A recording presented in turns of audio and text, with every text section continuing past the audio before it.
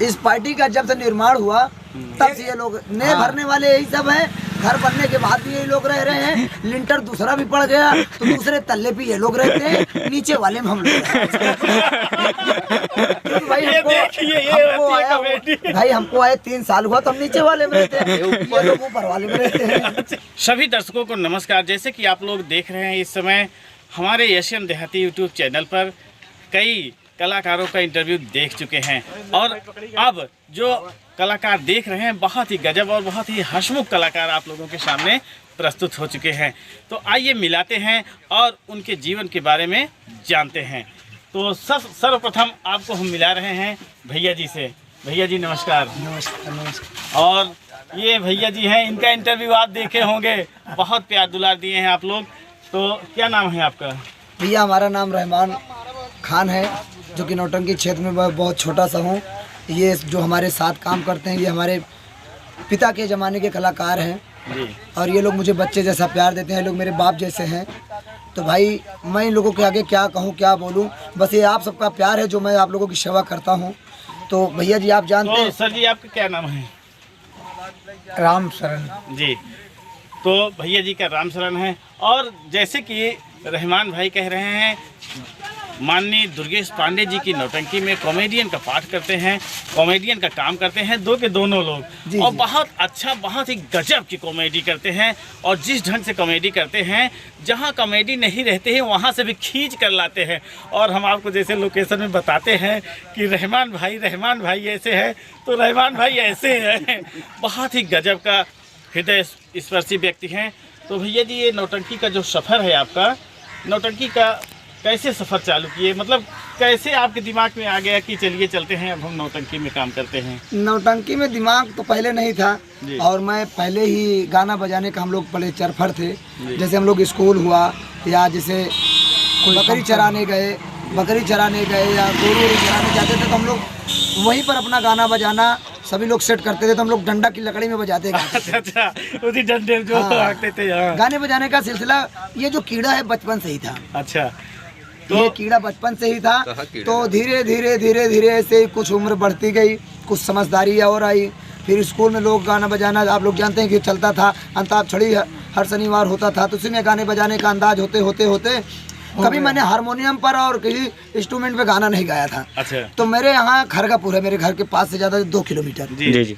वहाँ हमारे गुरुजी की नौटंकी हुई और नौटंकी तो मैं बहुत देखने जाता था, ऐसी बात नहीं है, नौटंकी बहुत देखने जाता था। लेकिन मेरे गुरुजी की जो नौटंकी थी, मैंने सारी रात उनकी नौटंकी को देखा। तो उनकी कला को देखकर मेरे अंदर भी उमंग जागी। जी। तो हम थोड़ा सा आपको विराम देना चाहते हैं कि ये आप गुरुजी कह रहे हैं, तो गुरुजी का नाम लेते हुए आप बताइए कि हमारे गुरुजी कौन हैं? हमारे गुरुजी आप सभी जानते हैं कि उनका स्वर्गवास हो गया, स्वर्गीय भंडारी लाल गुरुजी जी। अब वो इस दुनिया में नहीं रहे, सिर्फ उनका नाम इस दुनिया में है। क्योंकि वो नौटंकी क्षेत्र के ऐसे माहिर कलाकार थे, ऐसे जोकर थे वो, कि अब कोई ना पैदा होगा ना उनके पहले कोई पैदा हुआ था। तो जैसे कि रहमान भैया जी ने बताया है कि वास्तव में बहुत ही गजब और बहुत ही साफ सुथरी और बहुत ही तारतम्य से कॉमेडी प्रस्तुत करते थे माननीय स्वर्गीय भंडारी जी। तो ये जो स्वर्गीय भंडारी जी हैं उनके ही रत्न हैं, उनके ही सिखाए हुए चेले हैं। देखिए जी, वो नौटंकी क्षेत्र के सागर थे जी। मैं उसी सागर का एक बूंद हूँ जो आप लोग की सेवा कर रहा हूँ। मैं अपने गुरु जैसा तो काम कर नहीं सकता और ना ही मैं उनके जैसा बन सकता हूँ, लेकिन मैं उनके नाम को खराब भी नहीं होने दूंगा जी। जो मेरे अंदर है मैं उसको आप लोग की सेवा करता रहूँगा। आप लोग जैसे हमारे गुरुजी को प्यार देते थे, आप वैसे हमें भी प्यार दीजिए। मैं अपने गुरु जैसा तो कॉमेडी कर नहीं पाऊँगा, लेकिन जो मेरे अंदर है, जो उनकी दी हुई सीख, जो उनका आशीर्वाद है, मैं ज़रूर आप तक की सेवा करने का मौका जो मिलेगा मैं ज़रूर करूँगा। जी। तो जैसे कि अभी रहमान भाई ने बताया है कि गुरुजी बहुत ही महान कलाकार थे और हैं भी, और उनकी कलाएं मर नहीं सकती है। खुद स्वर्ग चले गए हैं लेकिन कलाओं को छोड़ कर गए हैं और यहाँ पर अपने ही जैसे कई स्टार बना कर गए हैं। उन्हीं स्टारों में एक स्टार है रहमान भाई। नहीं, मैं स्टार नहीं हूँ भैया। नहीं, आप ये भले ही कहिए तो बड़प्पन है, लेकिन सभी लोग कॉमेडी स्टार ही मानते हैं। हमारे कमेंट भी आता है, वीडियो में कमेंट आता है, बहुत दूर दूर से कमेंट आता है। तो उस कमेंट के आधार, अपने दर्शकों के कहने के अनुसार हम ये चीज़ कह रहे हैं। देखिए, मैं आप लोग की सेवा में आया हूँ, तो मैं आप सबका बच्चा हूँ, भाई हूँ, दोस्त हूँ। मैं स्टार बनना नहीं चाहता जी, मुझे स्टार की ज़रूरत भी नहीं, बस आप लोगों की प्यार की ज़रूरत है। काम करता उस्ताद होता है, ना करता शागिर्द। जी जी, आप काम करते जाइए, जी जी, काम जितना ही करेंगे, यानी सोने की जितना आप तपाओगे उतना ही लाइट देगा। जी, आप काम करते जाइएगा तो रास्ता ऑटोमेटिक निकलता चले जाएगा। और देखिए, सीधी सी बात तो मैं ये कहूँगा कि जो नौटंकी क्षेत्र में लोग आते हैं, जब उनकी कोई थोड़ी सी कला जब उनके अंदर जागती है, तो पहला नंबर तो उनके अंदर नशा का पन आ जाता है। सबसे ज़्यादा नशा उनको खराब कर देती है। मैं पहले भी यही कहा था रहमान भाई कहते हैं नशा नाश की जड़ होती है। जी जी। और नशा जहाँ पर लग गई तो समझ चलिए वहाँ नाश होना ही है। तो देखिए, हमारे गुरुजी सारी कलाएं भ्रष्ट हो जाती है। ये भी अपने जमाने के सुपरस्टार कलाकार हैं। जी जी मकबूल मास्टर की नौटंकी में लोग जब काम करते थे तो हमारे गुरुजी की भी पैदाइश नहीं हुई थी।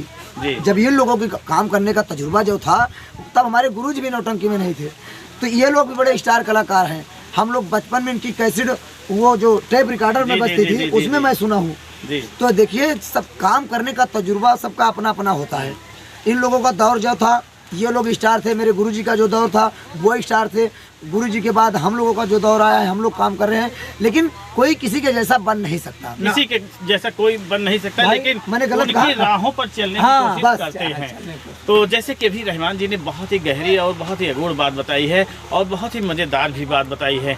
तो जैसे कि अभी बोल रहे हैं और बहुत अच्छा लग रहा है। ऐसे ही मंच पे जब आते हैं, जैसे ही मंच पे आते हैं, लोग कुछ बोलते नहीं हैं, दोनों लोग कुछ बोलते नहीं है, फिर भी देख कर लोग हंसना चालू कर देते हैं। हमारे काका जो है, इनके अंदर सारी गुण हैं।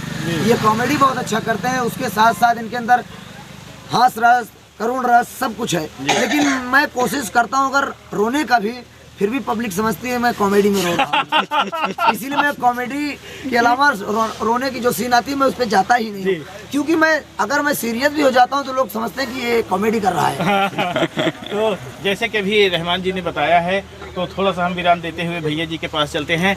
तो भैया जी, एक चीज़ बताइए, ये नौटंकी का सफ़र आप कहाँ कहाँ करके, कैसे कैसे करके आज सगुन स्वर संगीत पार्टी में आए हैं?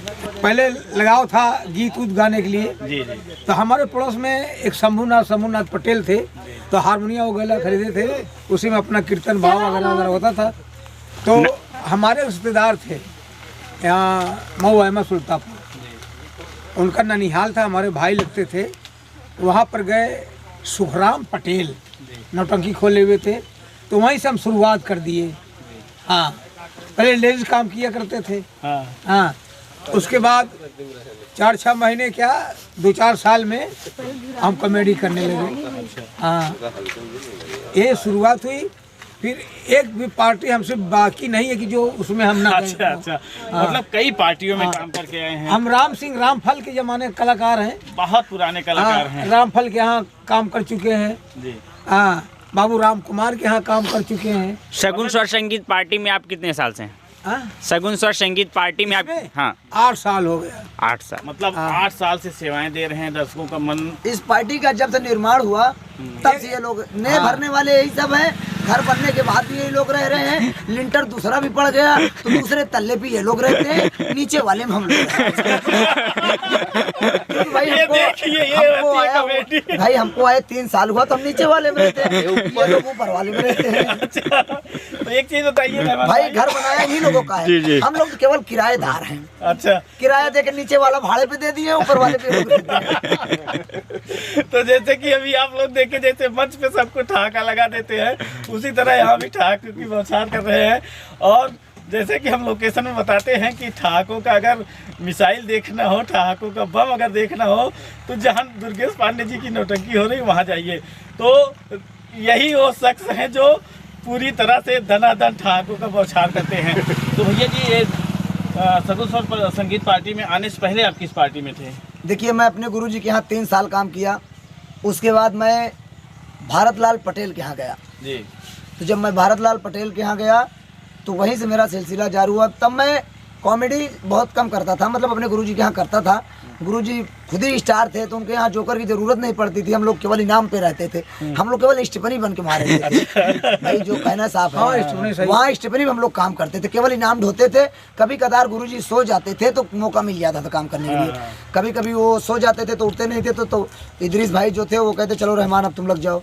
तो कभी कैसे धीरे धीरे काम करने का मौका मिला। फिर भारत लाल के यहाँ आया, वहाँ मेरा भाई वीरेंद्र था। भाई भारत लाल खुद ही स्टार एक कॉमेडियन थे, उन्होंने पैदा किए थे वीरेंद्र को, वीरेंद्र पटेल, वो भी स्टार कॉमेडियन था। उन्होंने मुझे वहाँ लिवा गए भारत लाल, तो उन्होंने मुझसे कहा कि रहमान अब हमारे यहाँ वीरेंद्र नहीं रहेंगे, हमारे यहाँ आपको काम करना पड़ेगा। तो मैं वहाँ काम करने गया तो नेता लोग थे, ये हमारे नेता भैया गुलशन जिनके यहाँ आज प्रोग्राम है, जी। इन लोगों ने कहा कि रहमान बड़ा अच्छा है, लोगों ने बड़ा मतलब रात में काम देखा, तो उन लोगों ने कहा, सभी कलाकार मिलकर पहले डिस्कस किए कि इनको रखा जाए कि ना रखा जाए। तो लोगों ने कहा कि यार काम तो ठीक कर रहा है लड़का, नई युग का है, गाना बजाना भी अच्छा है, नाश्ता भी अच्छा है। तो उनके यहाँ नई संगीत लगी थी, 2 दिन चढ़े हुआ था, तभी मुझे संगीत पर वीरेंद्र ने कहा कि अब आप इसमें काम करने की कोशिश करिए। तो मैं अपने अंदाज में उसमें घुसना चालू कर दिया। तो जब मैं अपने अंदाज में घुसना चालू कर दिया तो 2 ही दिन में संगीत सेट हो गई, काम अच्छा होने लगा, कॉमेडी अच्छी होने लगी, एकदम सेट होता चला गया। तो वहाँ के कलाकार जो थे बड़ा अच्छा हमें समझे, तो लोगों ने कहा कि यार रहमान अच्छा आदमी है, इसको रख लिया जाए। तो मैं उनके यहाँ 350 रुपए में मेरी बात हुई। अच्छा, बहुत ज्यादा पैसा मिल गया था। हाँ, मैं अपने गुरुजी के यहाँ 1 साल में 100 रुपए पे काम सीख गया। उसके बाद मेरे गुरुजी मुझसे बोले कि यार 100 रुपए में तुम्हारा काम हो नहीं पाएगा, तुम बाजा भी बजा करो। तो मैं सोने मतलब हारन भी बांधने लगा, बाजा बजाने लगा, तो उसमें मुझे 100 रुपए मिलने लगा, तो मेरा 200 हो गया। तो आप जानते हैं कि फुल मुन्ना में फिर 400 लगन में मिलने लगा, ऐसे ही सिलसिला ऐसे बढ़ता। तो वहाँ कुछ बातें हो चुकी तो मैं छोड़कर चला गया। तो जैसे कि आप लोग देख रहे हैं, फिर भारत लाल पार्टी से सगुन स्वर संगीत पार्टी में भैया जी कदम रख दिए और अभी तक पूरी तरह से जमे हुए हैं। तो जैसे कि आप लोग देख रहे हैं, ये कॉमेडी वाला जो सिलसिला है बहुत ही गजब और बहुत ही मस्त होता है। अगर कहते हैं कि आदमी बीमार है, फिर भी अगर थोड़ा सा मुस्कान अगर चेहरे पे आ जाती है तो बीमारी काफ़ी हद तक दूर हो जाती है। तो ये लोग दवाई हैं, ये पूरी तरह से बीमार आदमियों को ठीक करने की दवाई हैं। तो आप लोगों से मिलकर हमें बहुत अच्छा लगा और हम चाहेंगे कि माँ सरस्वती की जो करुणा है वो आप लोगों पर बनी रहे, भगवान की जो कृपा है वो आप लोगों पर बना रहे और आप लोग इसी तरह हंसते रहें और लोगों को हंसाते रहें। मिलते हैं अगले किसी ऐसे शख्स से जो बहुत ही गजब और बहुत ही मस्त होगा। तब तक के लिए नमस्कार। नमस्कार। समाचार समाप्त हुआ।